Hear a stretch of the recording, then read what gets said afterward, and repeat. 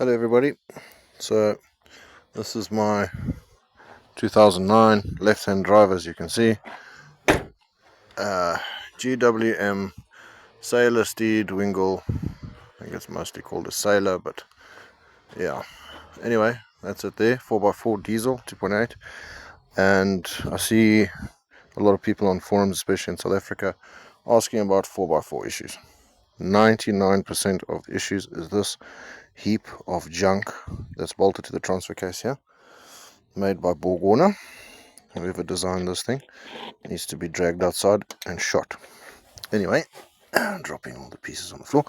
So the symptoms this thing can cause are just endless.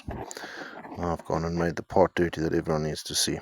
Anyway, so front axle clutch engaging while you're driving, stuck in high range, stuck in low range.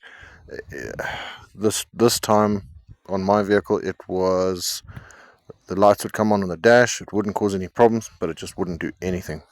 So I've unplugged this thing yet again, and when you pull this little part here off, it's got some little Torx.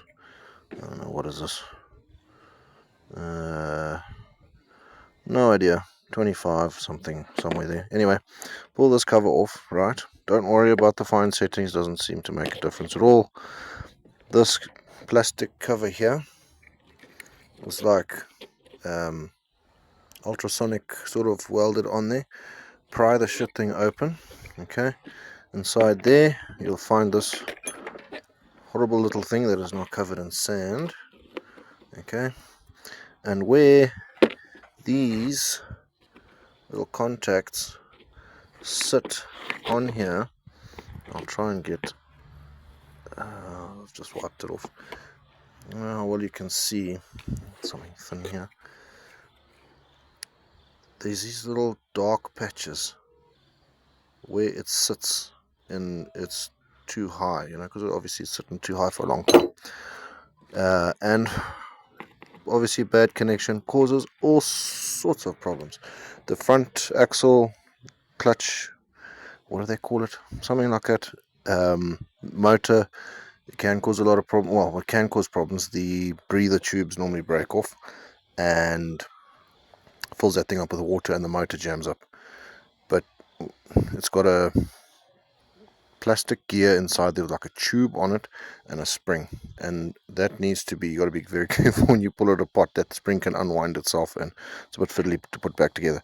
But yeah, so what you do, pry this horrible thing open this up, clean this, the sort of burnt marks off of these copper tracks on here. I always bend these little contacts up a bit, probably too much, but anyway, you can see the grease on there, which I haven't put in that long ago. It was all dirty and burnt, and anyway, like I say, someone needs to be dragged outside and shot for designing this. The Ford F-150s in America do have the same part on them, and they have the same problem. All they do is throw this away and buy a new one.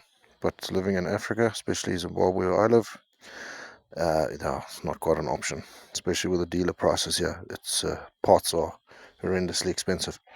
Anyway, so yeah, clean it up, stick it back together. What I do is I glue this back on. Where's this thing gone? Glue this thing back in with a bit of super glue, push it down all the way, bit of super glue, put it back together, and it's done. And you're good for another couple months until that day that you need it, and it probably won't work again. Anyway, hope it helps.